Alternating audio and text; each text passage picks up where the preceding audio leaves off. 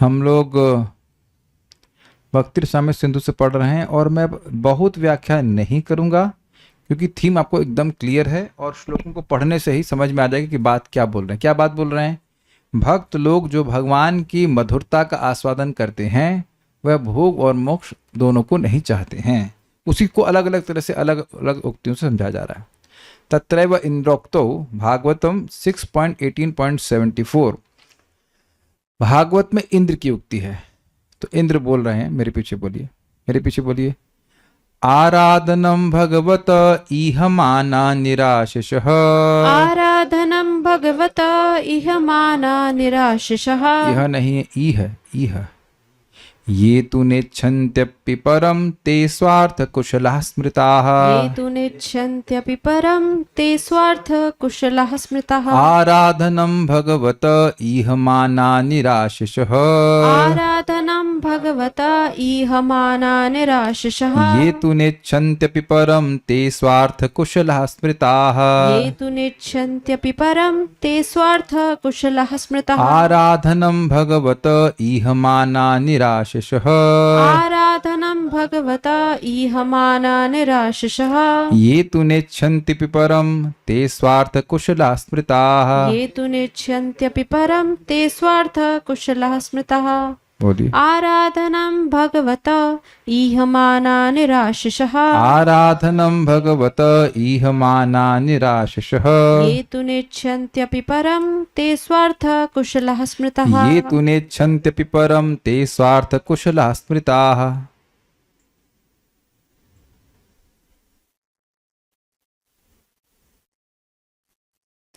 जो लोग मतलब लोग भगवान की आराधना के अभिलाषी और निष्काम हैं, दूसरी वस्तुओं की तो बात ही क्या, मोक्ष की भी इच्छा नहीं करते, वे ही अपने स्वार्थ में निपुण हैं। स्वार्थ, यहाँ स्वार्थ मतलब सेल्फिशनेस के अर्थ में लीजिएगा। स्व अर्थ मतलब जो अपना अर्थ समझते हैं, हमारा प्रयोजन जीवन का क्या होना चाहिए।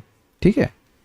ये तो जो निराशिषः निष्काम भाव से भगवत आराधना, भगवान की आराधना इह माना करने वाले हैं, ते वे तो परम अपि न इच्छन्ति, मोक्ष की भी इच्छा नहीं, मोक्ष को भी नहीं चाहते हैं।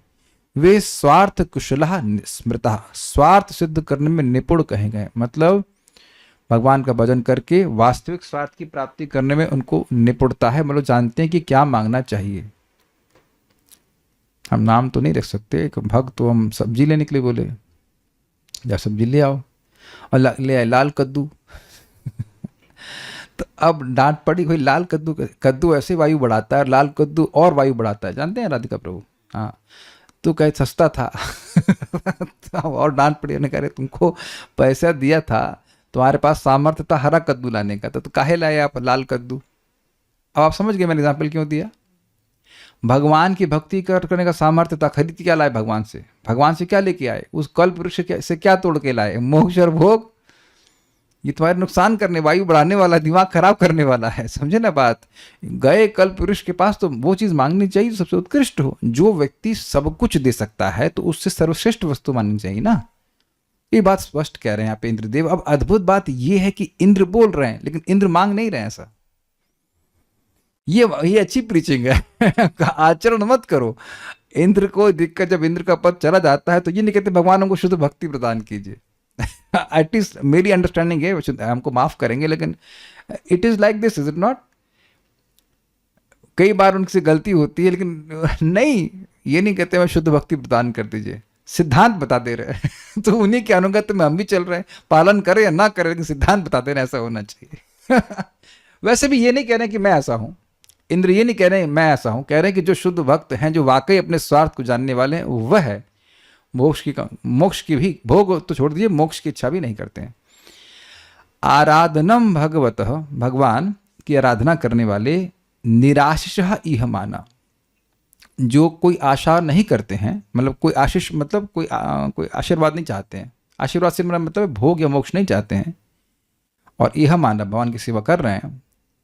ये तु न इच्छन्ति अपि परम, वह तो परम अर्थात मोक्ष की इच्छा भी नहीं करते हैं। तो ऐसे अगर वो हैं तो ते स्वार्थ कुशला स्मृता, वह अपने स्वार्थ में कुशल माने जाते हैं। वेदवादिनी अभी तक के, इससे पहले तक के डिस्कशन से आप समझ सकते हैं कि उनको स्वार्थ में कुशल क्यों कहा जा रहा है, अपने स्वार्थ में कुशल क्यों कहा जा रहा है। नहीं, यहां किसी को समझ में आ रहा है कि जो अभी तक का डिस्कशन हुआ है, अभी तक मतलब पिछले श्लोकों से जो डिस्कशन हुआ है, उसमें जो व्यक्ति भगवान की भक्ति कर रहा है और मोक्ष भी नहीं मांग रहा है, उसको अपने स्वार्थ में कुशल क्यों कहा जा रहा है? क्योंकि वो सही है, लेकिन क्यों सही है? तो सही चीज के लिए स्वार्थी हो रहा है। वो समझ रहा है कि सही में उसका परम लाभ किस में है। अरे यही तो प्रश्न कर रहा हूं कि वो क्यों, इसको क्यों कह रहे हैं कि स्वार्थ सर्व। ठीक है, चलिए आपने कुछ उत्तर दिया कि वो समझ रहा है इसका परम लाभ क्या है, और खोल के बताइए। क्योंकि वह अपने आप को देह नहीं समझ रहा है। ये तो पॉइंट डिस्कशन में आया ही नहीं। यस, जब भोग और मोक्ष को त्यागेगा तो उनसे अत्यंत उत्कृष्ट जो सुख है भगवान के प्रेम का, वह भक्ति देवी प्रदान करेंगे। आप देख रहे हैं कि मैं एक ही बात को बार बार रिपीट कर रहा हूं, और शायद नहीं, इसीलिए रूप गोस्वामी जी एक पॉइंट को ड्राइव करने के लिए कई श्लोक बोले। एक इंटरेस्टिंग बात है कि एक भक्त कल वाली क्लास, कल था सुबह क्लास ना, हाँ, कल वाली क्लास सुन लिए और फिर वो कह रहे हैं कि भाई प्रश्न करना शुरू। तो हमने कहा पिछले श्लोक सुने आप? कहते नहीं। तो हमने कहा कि या तो आप प्रश्न ड्रॉप कर दीजिए, और नहीं तो BRS 1.1.1 से सुनना शुरू कीजिए। ये सब नहीं चलेगा यहाँ पे कि आप आज आए और से ना चाय पीने के लिए आए, हाँ भाई ऐसे नहीं होता है।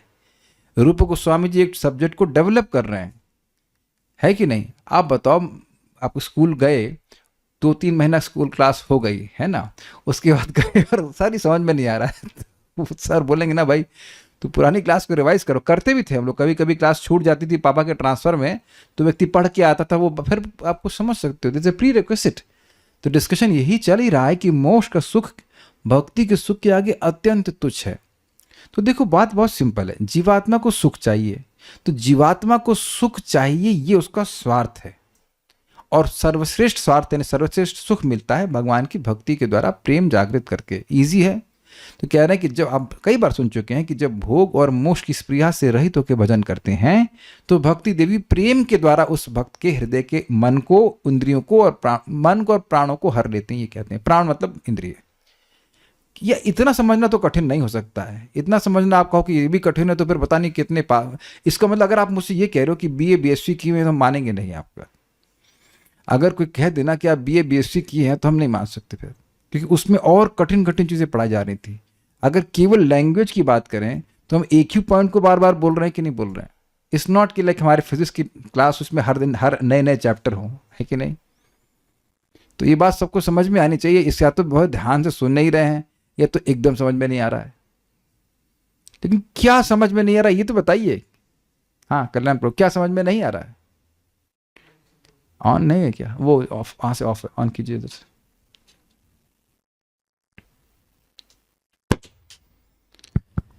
हरे कृष्ण प्रभु जी। प्रभु जी, जब महाप्रभु बोलते हैं कि 100 चरणामृत दिया विषय भुलाई आप कोई टॉपिक है यहाँ पे? नहीं वो नहीं, ये टॉपिक है। पहले आप हम उत्तर ही नहीं दें, प्रश्न नहीं करनी, टॉपिक है अभी। आप वहां पहुंच गए अभी आगे। हम क्या पूछ रहे हैं? हमने ये पूछा कि बात समझ में आ रही कि नहीं आ रही कि भोग और मोक्ष को तुच्छ समझने वाला, उसके विवेक से रहित होकर जो भजन करता है, उसको भगवान की भक्ति प्रेम देती। इसमें समझने में कोई कठिनाई, मेरा ये प्रश्न है। वो बात अभी आएगी, वो श्लोक भी यहीं पे दिया हुआ है इसके टीका में। तो देखिए ये इसलिए समझना जरूरी है क्योंकि ये आपके संग होने वाला है, ये किसी और के संग नहीं होने वाला है। भक्ति आप कर रहे हैं क्योंकि और कर रहा है। ऐसा तो नहीं बगल वाला भाई अरहर दाल खाए उसकी वायु बढ़े नहीं बढ़े, हमें क्या फर्क पड़ता है? Not sense. वो राजमा खा रहा है, हमें क्या फर्क पड़ता है? अरे आप राजमा खा रहे हैं ना, इज इट नॉट? आप राम राम जप रहे तो हमें, हमारे लिए महत्वपूर्ण है कि नहीं? क्यों वेदवाद नहीं? आप स्वीट खाएंगे तो मेरी डायबिटीज बढ़ जाएगी, मतलब मेरे को नहीं भी है डायबिटीज, बट शुगर तो मेरी नहीं बढ़ेगी। तो if I am doing something I should be concern कि इसका रिजल्ट क्या है, कैसे भक्ति करनी, क्या मनस्थिति होनी चाहिए, समझना चाहिए। हम बार बार रिपीट करते रहेंगे। जब व्यक्ति भोग और मोक्ष की स्प्रिया को विवेक से त्याग कर, ये अच्छी नहीं है, भजन करता है, तो भक्ति देवी प्रसन्न होकर उसको, उसके हृदय में प्रेम जागृत करती हैं, और उस प्रेम से उसको भगवान की भक्ति का सुख प्राप्त होता है। अब आप समझाइए मैंने बोला क्या वेदवानी, बताइए। जब व्यक्ति भोग और मोक्ष की इच्छा को विवेक से त्याग कर भगवान की भक्ति करता है तो भक्ति देवी उसको भगवान का प्रेम प्रदान करती है और फिर और उसको सुख मिलता है। और वह सुख के आगे मोक्ष का सुख अत्यंत तुच्छ है। इसीलिए कह रहे हैं ते स्वार्थ कुशला स्मृता। ये समझ पाए आपकी, मैं से बस बोल दे रहा हूं क्यों। अब मैं फिर आगे आपसे पूछता हूं क्यों इनको अपने स्वार्थ में कुशल कहा जा रहा है इंद्रदेव के द्वारा। माइक पे बोलिए। क्योंकि वो विवेक से भोग और मोक्ष को त्याग रहा है, भोग और ये मोक्ष की स्पृहा को त्याग कर भजन कर रहा है। तो भक्ति देवी उसको भगवान का प्रेम प्रदान करती है, तो उस समय उसको वो मोक्ष तुच्छ लगने लगता है। मोक्ष से भी तुच्छ मोक्ष से भी अत्यंत उत्कृष्ट सुख की अनुभूति होती है। तो अपना स्वार्थ समझने में वो कुशल हैं। कुशल मतलब ही विवेकी। Do you agree? कोई व्यक्ति कुशल है, निपुण है, तो उसको विवेक होना चाहिए। ये चीज ठीक है, ये चीज गलत है। एक सिंपल सी बात हम आपको पहले भी बता चुके हैं। हम एक बंगाली वेडिंग में गए थे, आज भी याद है। और बंगाली वेडिंग में, आप कल्याणपुर मुस्कुराने कभी गए हैं बंगाली वेडिंग में? वो बड़े गड़बड़ करते हैं, मिठाई बाद में लेके आते हैं। ये नेचुरल है। अब हमको पता नहीं था, इधर तो बुफे लगाते हैं, यहाँ से जो लूट लो रसगुल्ला। और पहले पेट भर लिए, अब उसके बाद रसगुल्ला, वो भी अनलिमिटेड। यार हद हो गई, मतलब जितना चाहो उतना। कितना अच्छी मतलब वेडिंग थी वो, और उस समय पेट भर गया। तो लड्डू हम कैसे डालेंगे बताइए। तो जो व्यक्ति भोग और मोक्ष में संतुष्ट हो गया, उसको भक्ति देवी प्रेम नहीं देती। इसलिए जो पहले से ही नहीं मांगना चाहिए। जो अभी आप बात बोल रहे हो वो भी हम समझ रहे हैं, शायद वो भी इसी श्लोक में आएगा, इसलिए भी रुक जाइए, धैर्य रखिए। उम्मीद है कि आप सभी लोगों को बात समझ में आ गई होगी। ओके, यहां किसी को समझ में आया?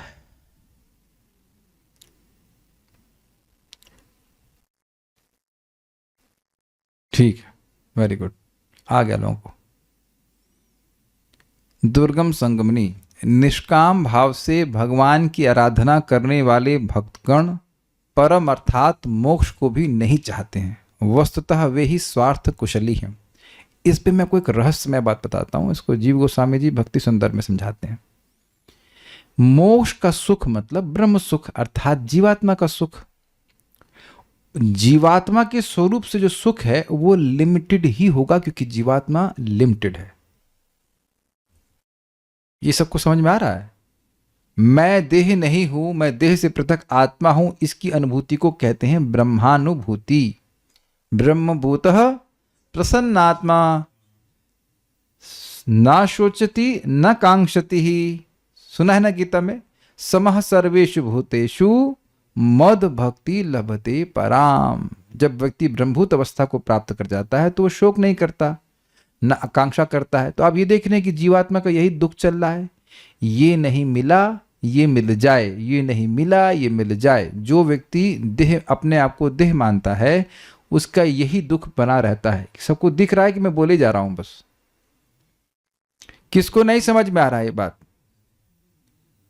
कांस्टेंट, इसके अलावा कोई दुख नहीं है। हाय ये नहीं मिला, हाय ये मिल जाए, हाय ये नहीं मिला, हाय ये मिल जाए। जब ये मिल गया तो हाय ये क्यों मिल गया? Is it not? वेदवाद नहीं समझ रहे हैं आप बात को? क्या दुख है आपको? आपको मतलब किसी जीव को भी जो अपने को से अपनी पहचान देह से कर रहा है, उसको क्या दुख है? प्रभु जी, ये चीज नहीं मिली है, ये चीज और जो मिल जाती है या नहीं, जब नहीं मिलती है तो उसका शोक होता है, जो नहीं मिली उसके लिए कांक्षा करता है। ये चल रहा है कि नहीं? Hankering and lamentation. तो उसके बाद क्या कहते हैं? ब्रह्मभूत प्रसन्न। प्रसन्न आत्मा मतलब पवित्र आत्मा भी, मतलब उसकी अविद्या निवृत्त हो गई। ये सब उसकी ब्रह्मभूति का अनुभव कर रहे हैं। और समः सर्वेषु भूतेषु, सभी जीवों के प्रति सम रहता है। अभी आप देखो, हम किसी से राग करते हैं और किसी से द्वेष करते हैं। ये अच्छा आदमी है, बुरा आदमी है, सोचते हैं कि नहीं? जब किसी को देखते नहीं है, हम देख रहे होते हैं देह को, और देह बनती है पंच भौतिक तत्वों से। तो अब किसको आप देह, किसी को खराब बोल रहे हैं, किसी को अच्छा बोल रहे हैं, वो आप निर्णय कर लेना, इसने मेरा बड़ा अपमान किया भाई, ये हमको बहुत मानता है। किसको? तो आप देख रहे हैं कि जो देह में अभिमानी जीव है वो इस प्रकार से राग और द्वेष से बना ही रहेगा, उसको आप काट नहीं सकते। तो ऐसा उसका राग और द्वेष समाप्त हो जाता है। ये भी समझ में आ गया? इसमें भगवान कहाँ है अब तक? श्लोक फिर से रिपीट कीजिए। ब्रह्म भूतः प्रसन्नात्मा न शोचति न कांक्षति समः सर्वेषु भूतेषु। इसमें कृष्ण कहाँ है? नहीं है, अभी तक कृष्ण नहीं है। मद भक्ति लभते परम, अब शुरू हो रहा है। अब उसके बाद इस अवस्था को प्राप्त करने के बाद वह भगवान की मेरी पराभक्ति प्राप्त करता है। अंतर दिख रहा है आपको? श्लोक एकदम छपा हुआ ना मन में, कि जो व्यक्ति ब्रह्मभूत अवस्था को प्राप्त किया उसके बाद भी एक हायर स्टेज है, से पराभक्ति कहते हैं, प्रेम भक्ति कहते हैं। हम पहली बार नहीं पढ़ा रहे हैं, गीता में इसको स्पष्ट पढ़ाया हुआ है, क्लियरली पढ़ाया है, इसीलिए गीता पढ़ना बहुत जरूरी है। तो आप जान रहे हैं कि ब्रह्मभूत अवस्था में भी सुख है, तभी तो बोल रहे हैं ब्रह्मभूतः प्रसन्नात्मा। लेकिन अगर व्यक्ति और हायर डिग्री की प्रसन्नता ना प्राप्त हो रही हो तो क्या वह उसके लिए कुछ प्रयास करेगा? आप यहां भगवान क्या बोल रहे हैं? ब्रह्मभूत प्रसन्नात्मा न शोचति न कांक्षति समः सर्वेषु भूतेषु मद भक्ति लभते पराम। वह उसके बाद मेरी भक्ति को लाभ करता है, प्राप्त करता है। तो पहले जब वो सोच रहा है कि मुझे कुछ नहीं चाहिए, तो भक्ति क्यों मांग रहा है? भक्ति की इच्छा क्यों कर रहा है? क्योंकि हायर सुख मिलेगा। बिल्कुल सही समझा आपने। तो भोगों की लालसा नहीं कर रहा है, मोक्ष की लालसा नहीं कर रहा है, लेकिन वह अब ऑलरेडी मुक्त अवस्था में है, तो वह अविद्या से मुक्त हो गया है, लेकिन वह भक्ति की अवस्था से कम है। मैं ये समझाना चाहता हूं, प्रभुपाद पे स्पष्ट समझा रहे हैं कि जो ब्रह्मभूत अवस्था है वह भगवान की जो सेवा है उससे निम्न है। ये कहना चाह रहा हूं, मैं समझाने का प्रयास कर रहा हूं। क्योंकि ब्रह्मभूत अवस्था में केवल जीव ये अनुभव करता है कि वह देह नहीं है। अपने को देह मानने के कारण वो जो अहंकार है, मिथ्या अहंकार, वो सारी हमारी समस्या हो रही है। तो वो बंधन कट गया है, लेकिन भगवान की सेवा का सुख नहीं मिला है। Is it okay? तो अपनी जो अपने स्वरूप की अनुभूति इन द सेंस कि मैं आत्मा हूं, उस सेंस में व्यक्ति को एक लिमिटेड सुख मिलती है। दुख नहीं मिलता है और कुछ लिमिटेड सुख मिलता है, क्योंकि आत्मा अणु है। लेकिन जब वह अणु आत्मा भगवान की सेवा करती है, तो क्योंकि भगवान असीमित है इसलिए उसको असीमित सुख मिलता है। क्या ये विज्ञान सब लोग समझ पा रहे हैं? आप में से पता नहीं कितने लोगों को इंटरेस्ट था, लेकिन भक्ति में आने से पहले भी मैं आत्म साक्षात्कार की कुछ पुस्तकें पढ़ता था, मतलब जो लोग योगी योगी लिख देते थे, तो वहां कृष्ण का बात ही नहीं आती थी। बात केवल आती थी अपने को रियलाइज करने की, भगवान के संबंध में रियलाइज करने की बात आती ही नहीं थी। तो जिस भी सुख की बात कर रहे हैं वो सुख है, ऐसा नहीं है कि वो सुख नहीं है, लेकिन वो सुख अनलिमिटेड नहीं है। और एक बात आप समझ लीजिए, बहुत लिख लीजिए अगर याद ना रहता हो, कि जीवात्मा यद्यपि अणु है लेकिन उसकी सुख की स्पृहा असीमित है। सबको याद आ रहा है या कुछ हम जानते हैं इस बात को? हम पहली बार नहीं बोल रहे हैं पिद्दे से, हम छोटे से, लेकिन भूख असीमित है। ये समझ में आता है कुछ?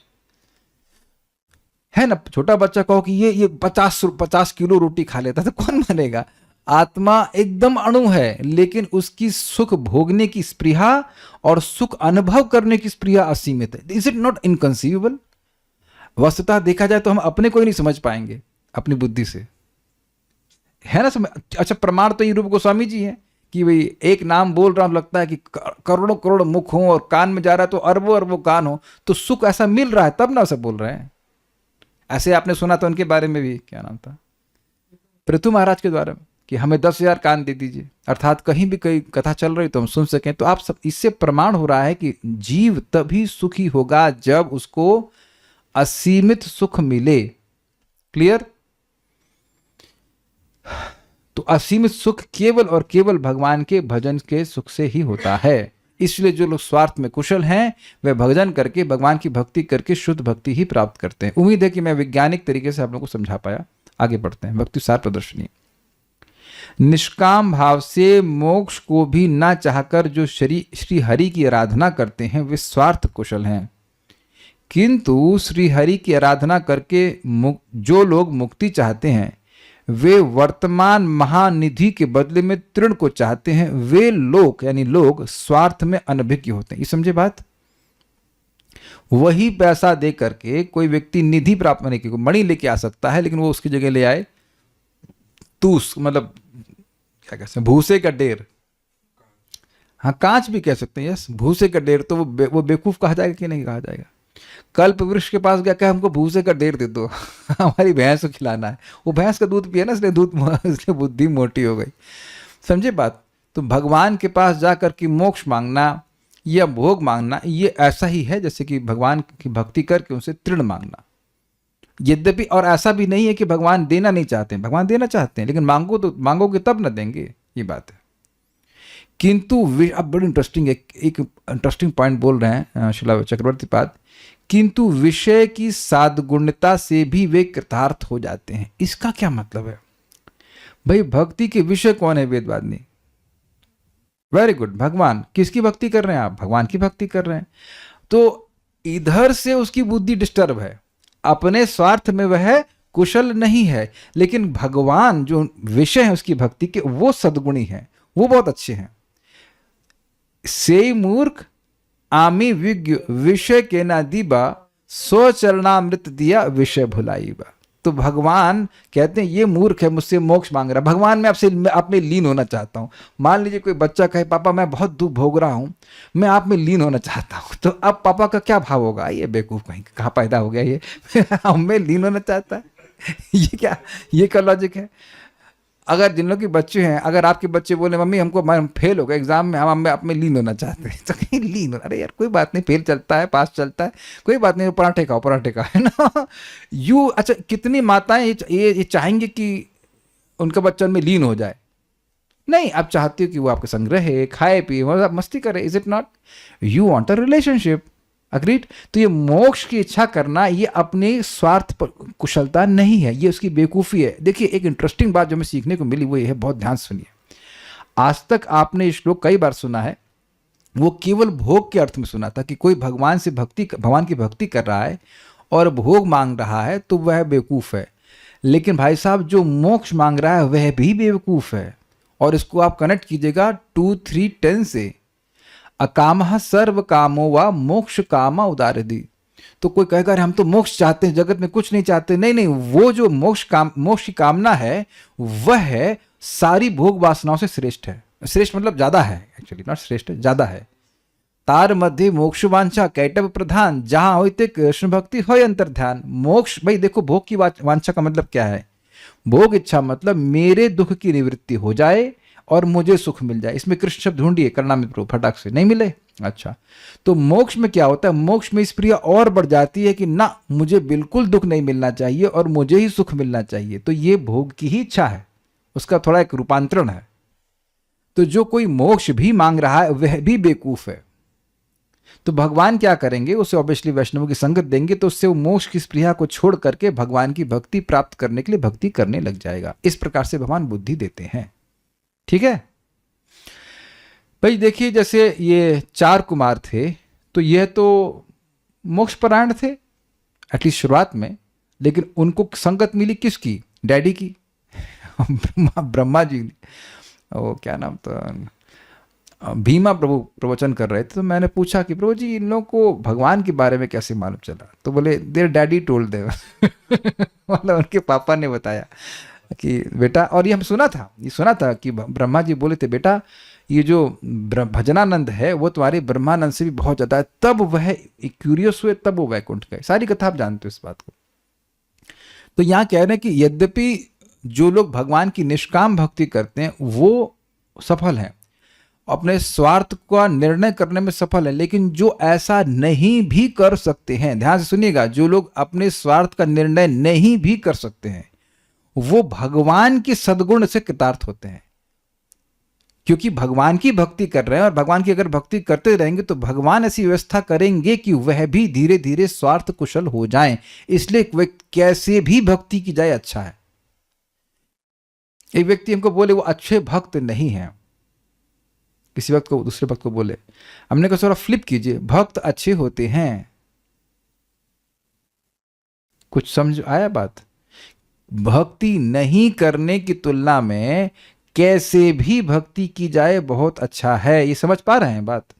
अच्छा का मैं डिफाइन कर रहा हूं। अब मैं कोई कहूं मैं हरे कृष्णा नहीं बोलूंगा या व्हाटएवर, मैं नहीं बोलूंगा, ठीक है बोलूंगा, लेकिन उसकी जगह अरे क्या यार हरे कृष्णा लगा रखा है, तो क्या अच्छा है बताइए दोनों में?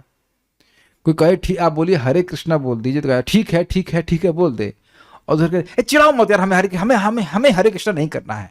तो दोनों सेंटेंसेस में कौन सा अच्छा है?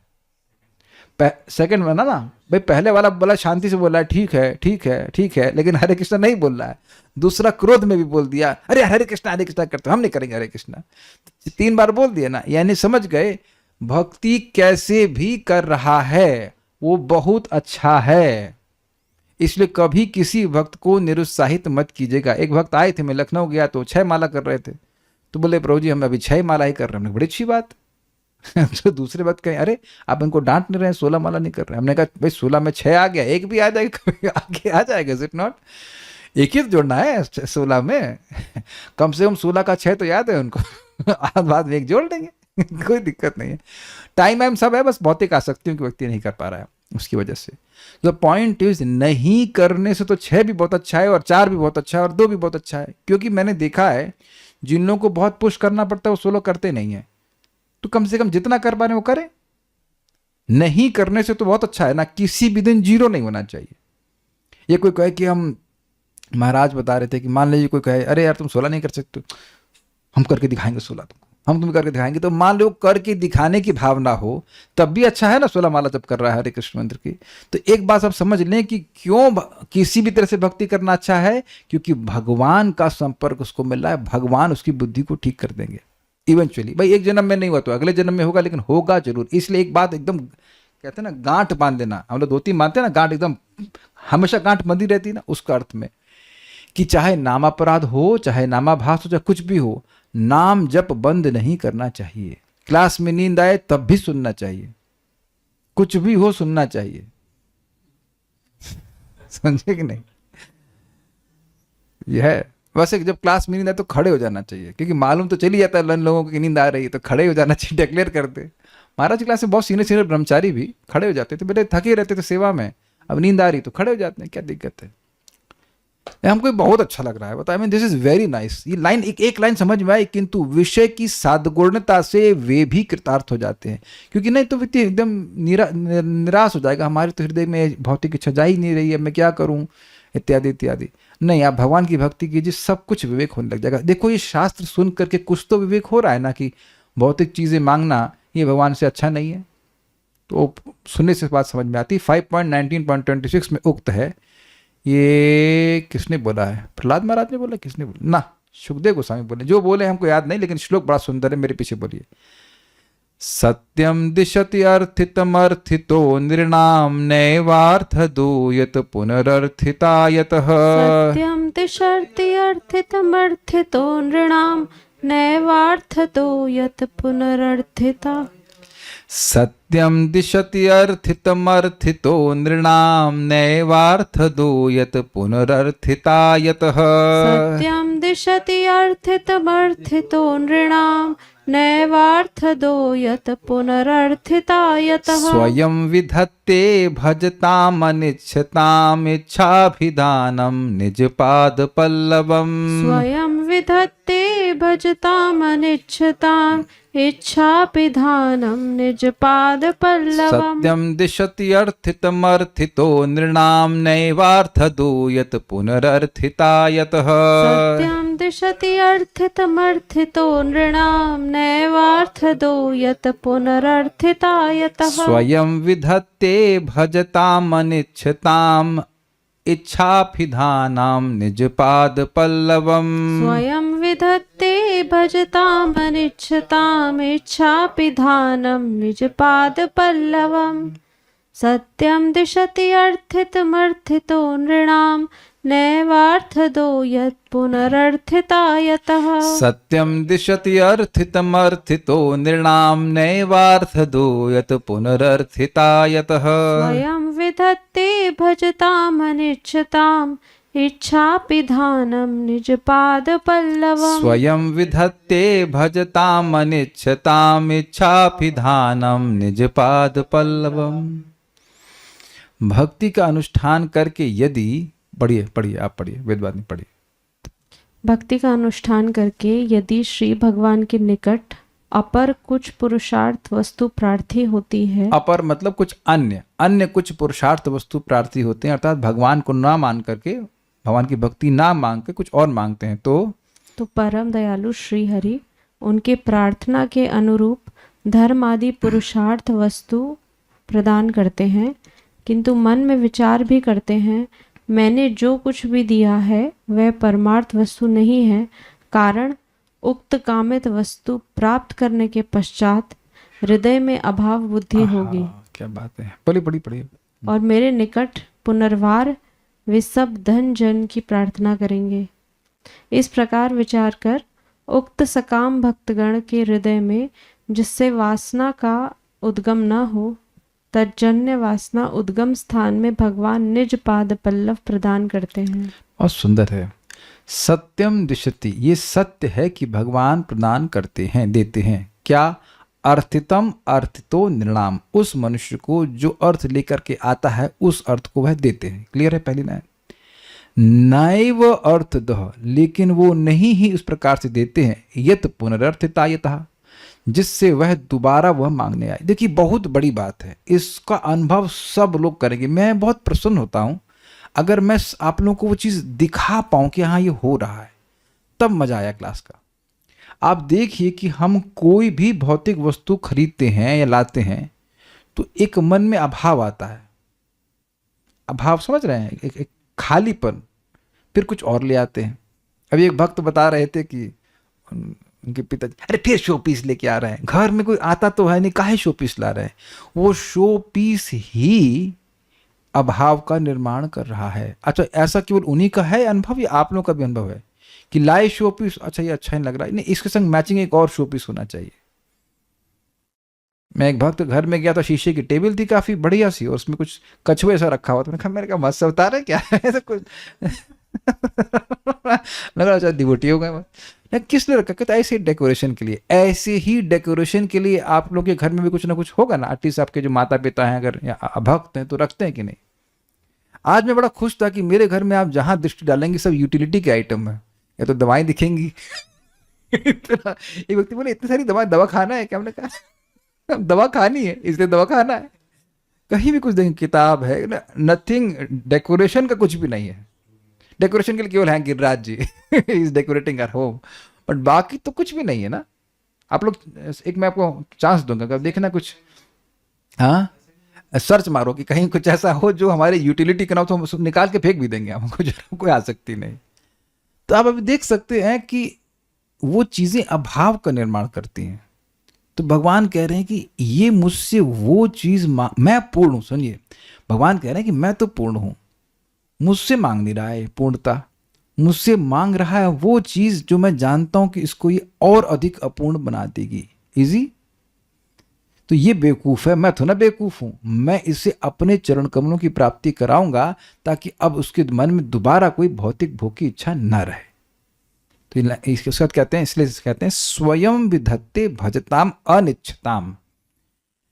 स्वयं विधत्ते, अपने भजताम मतलब जो भजन कर रहा है, वह उसके दो अर्थ हैं, भजताम अनिच्छताम। पहले श्रीधर स्वामी का अर्थ ले लीजिए, समझिए। वो कहते हैं कि अनिच्छताम मतलब जो निष्काम होकर भजन कर रहा है उसको अपने आप को दे देते हैं। तो सही अर्थ है।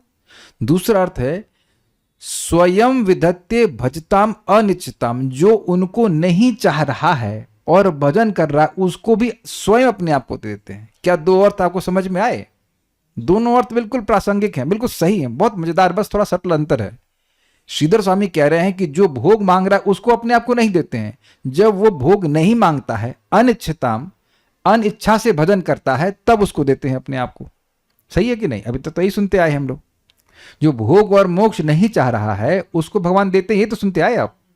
जो कह रहे हैं भजताम अनिच्छताम, जो अनिच्छा पूर्वक भजन कर रहा है, अनिच्छा मतलब निष्काम होकर भजन कर रहा है, उसको अपने आप को देते हैं।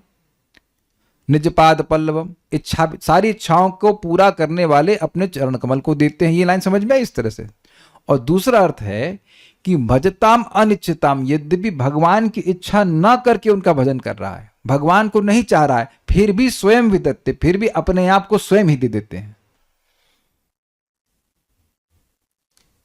अपने चरण कमल को दे देते हैं। जो भगवान से मांग ही नहीं रहा है, भगवान से कुछ तुच्छ चीज मांग रहा है, फालतू चीज मांग रहा है, तो भगवान कह रहे ये बेवकूफ है, मैं तो बुद्धिमान हूं ना, तो मैं उसको वस्तु मैं स्वयं अपने आप को दूंगा। अब देखिए प्रोसीजर क्या है, थोड़ा सा कॉन्ट्रडिक्शन लगेगा। ऐसा सुनाई पड़ेगा। मैं अगर बंगला प्यार बोलूं, उसमें लिखा हुआ है कि क्या है, आमी भजे मांगे विषय सुख, है ना, यही तो है। आमी भजे मांगे विषय सुख, मेरा भजन कर रहा है और विषय सुख मांग रहा है। आमी विज्ञ से मूर्ख विषय के न दिबा, मैं विज्ञ हूं, ये मूर्ख है, मैं से विषय क्यों दूंगा। सो चरणामृत दिया विषय भुलाई बा, मैं अपने चरणों का अमृत दूंगा, इससे वो भूल जाएगा। अब देखिए कठिनाई क्या है। इस तरह से अगर आप समझेंगे तो ऐसा लगेगा कि भगवान देते ही नहीं है भोग,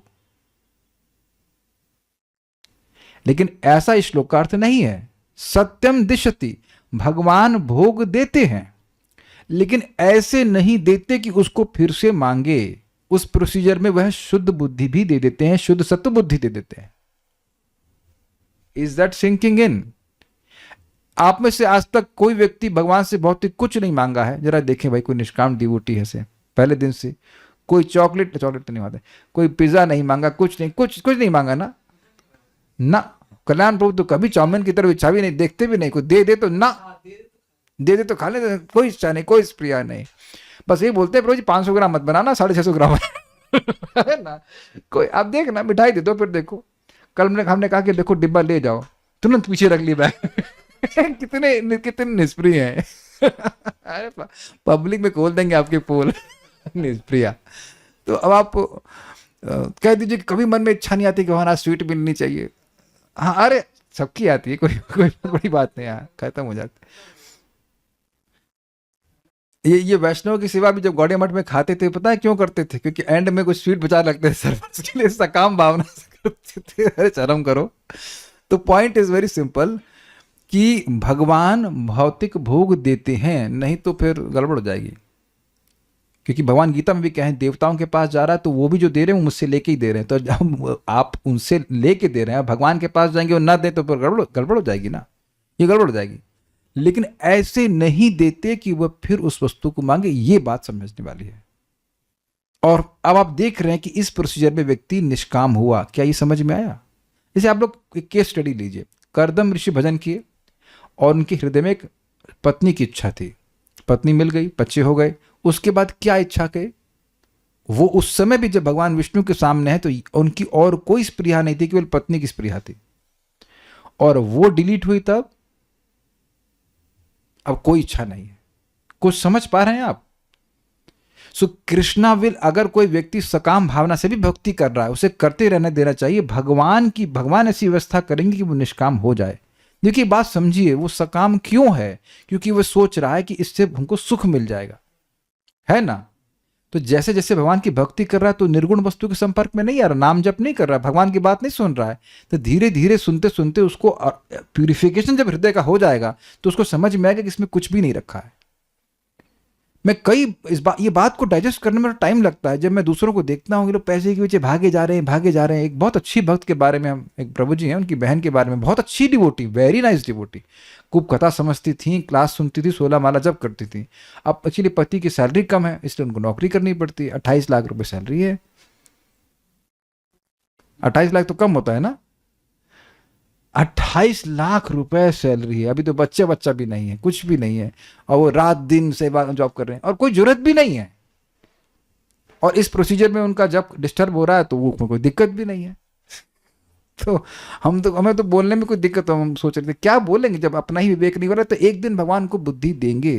क्योंकि हमने देखा, विद्वानी आपने देखा था ना उस दिन, हम लोग डॉक्टर साहब हकीम जी के पास गए थे। तो वो एक पति पत्नी थे ना, पत्नी को कैंसर था, तो बता रहे थे वो कनाडा गए थे वो लोग खूब पैसा कमाने के लिए, ऐसे कुछ था ना कहानी, क्योंकि हम पैसा कमाएंगे, ये करेंगे वो करेंगे। एकदम से वो पत्नी को कैंसर हो गया, एकदम युवा, आई थिंक 26-27 की होंगी, कैंसर हो गया। अब इलाज ही नहीं, अब मरने की नौबत आ गई। लोग ये नहीं देख पा रहे कि जितना भी ये पैसा इकट्ठा कर रहे हैं एकदम कट कर दिया जाएगा। भाई पैसा कमाओ ठीक है, लेकिन ये भी याद रखो कि ये पैसा यहीं छोड़ के जाएंगे, तो कुछ तो ब्रीफकेस में भरो जो अगले जन्म में काम आएगा। Is it not? कुछ तो पुण्य लेके जाओ, सब यहीं छोड़ दो। कितने विरक्त हो यार, सब इतना कमा के सबको यहीं छोड़ दोगे? Make sense? तो बात यह है कि अगर अब उनकी बुद्धि क्यों नहीं आ रही कि भजन करना छोड़ दिया। अन्यथा जो लोगों को मिलता है भगवान से, उनको बड़ा विश्वास होता है भगवान हमको दिए, ये बड़ा उनको खुशी मिलती है, और फिर वह भजन कंटिन्यू करते हैं अगर, तो फिर भगवान उनको बुद्धि भी देते हैं और वो निष्काम हो जाते हैं। इसलिए प्रभुपाद और जाकर आचार्यगण बताते हैं 5वें स्कंद में, प्रभुपाद समझाते हैं तात्पर्य में, देयर इज नो सकाम डिवोटी। तो अब बताइए, समझ में आई बात? कोई भी सकाम भक्त नहीं है। कुछ समझ में आया? ये जो भगवान विष्णु की फैक्ट्री है भक्ति की, इसमें जो भी गन्ना डाला जाएगा उसकी सारा जितनी इच्छाएं हैं वो जूस की तरह बाहर आ जाएगी, बाहर पी जाएंगे उसको। हाँ, अच्छा है, समझे बात? He will purify everyone. हो सकता है कि इस जीवन में व्यक्ति न शुद्ध हो पाए, लेकिन अगले जन्म में फिर कंटिन्यू करेगा। इस बात को डाइजेस्ट कर लीजिए, भक्त सब अच्छे हैं। हाँ, हो सकता है कि कोई गुस्सा करने वाला हो, झगड़ा करने वाला हो, साधना थोड़ी कमजोर हो, तो उससे आप संगत नहीं करें, दैट्स अ डिफरेंट थिंग। लेकिन भक्त सब अच्छे हैं, क्योंकि भक्ति करना ही अच्छा है। कुछ समझा पा रहा हूं मैं बात को? जिसके मन में आ रहा है कि भगवान विष्णु की भक्ति अच्छी बात है, ये बहुत बड़ी बात है, चाहे किसी भी इच्छा से आ रहा हो। तो हमको बहुत अच्छा लगा कि एक ने इस श्लोक को कोट करके बहुत सुंदर ट्रेजेक्टरी दी है कि अगर मोक्ष भी चाह रहा है भगवान से, तो भगवान उसको मोक्ष दे करके नहीं छोड़ देंगे। मोक्ष जीवात्मा के लिए नरक है। और आपको मैं फिर याद दिला रहा हूं कि भगवान की भक्ति सत्य है, ठीक है? तो भगवान तो अच्छे व्यक्ति हैं, आप उनको सत्य वस्तु दे रहे हो, तो वो आपको झूठी वस्तु क्यों देंगे? या फिर कह लीजिए कि झूठी वस्तु देकर संतुष्ट कैसे होंगे?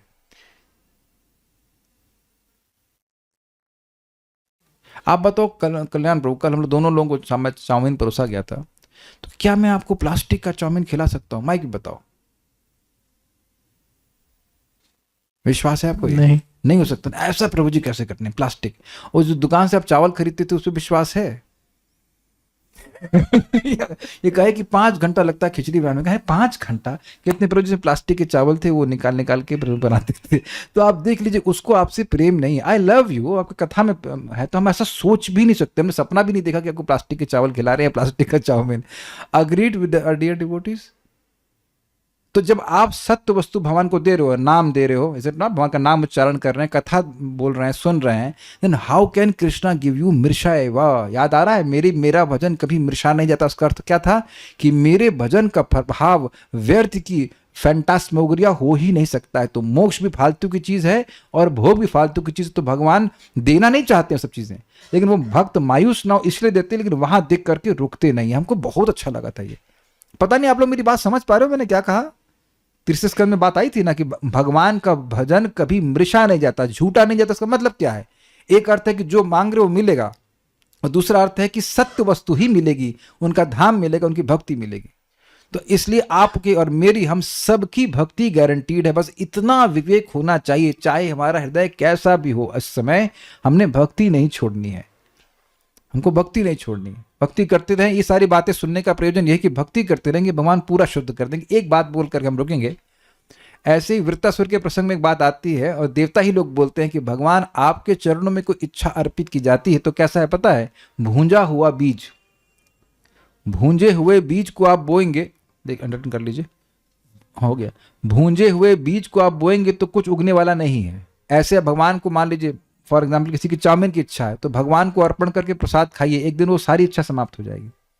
ये खाना है, वो खाना है, ये देखना है, वो देखना है, इत्यादि। तो जो भी इच्छा है वो भगवत संबंध में जोड़ लीजिए, भगवान उसको पूरी तरह पवित्र कर देंगे। हम यहाँ रुकते हैं, और कुछ किसी का प्रश्न है मेरे ख्याल से? हाँ, इसके बाद तो दूसरा श्लोक है। तो ये हमको बहुत अच्छा लगा कि अगर कोई भोग और मोक्ष की इच्छा से भी भगवान के पास जा रहा है, अंततोगत्वा वह शुद्ध हो ही जाएगा, भगवान उसे कर देंगे। जब बताया जा रहा है कि भगवान से कोई भगवान को नहीं मांग रहा, तब भी भगवान अपने आप को उसको दे देते हैं। क्या यहाँ भगवान को नहीं मांगने का अर्थ हुआ कि भौतिक भी नहीं मांग रहा है? नहीं नहीं नहीं नहीं, भगवान को नहीं मांगने का अर्थ है कि भौतिक मांग रहा है। धनम देही, रूपम देही, या जो कुछ भी देही। भोग के सुख दुख दोनों का अनुभव है, भोग के सुख दुख दोनों का अनुभव है। भक्ति के कुछ कुछ सुख का अनुभव है, पर मोक्ष और आत्मा के सुख का रिलेशन नहीं है, पर उसे विवेक से छोड़ रहे हैं क्योंकि सुना है। तो क्या मतलब प्रश्न है या आप कमेंट है? मुझे नहीं समझ आया है।